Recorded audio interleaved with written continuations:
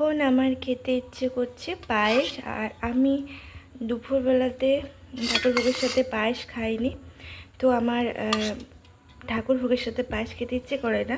পায়েসটা একটু লেট করে খেলে আমার ভালো লাগে।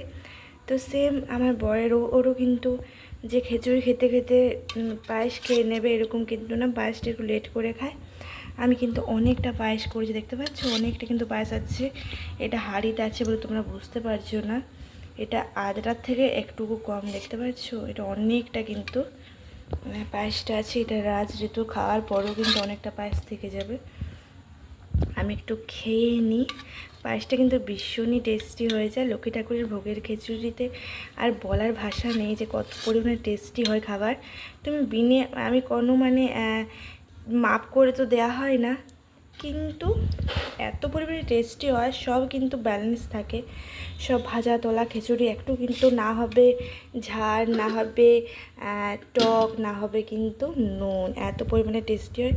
পায়েসটা কিন্তু আমি এখন দেখিনি খেয়ে, কিন্তু আমি জানি এটা দারুণ হবে খেতে। আর রাজঋতু তো খেয়েছে, রাজঋতু বলছে ভীষণ সুন্দর হয়েছে খেতে।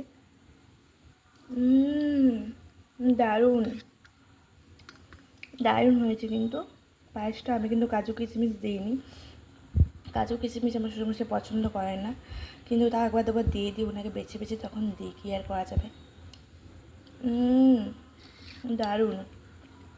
আসলে ওনার তো দাঁত নেই, ওই জন্য কাজু কিশমিশ পছন্দ করে না, দাঁতে লাগে তো সেই জন্য। দেখতে পাচ্ছ কত টেস্টি হয়েছে না পায়েসটা, কি বলবো।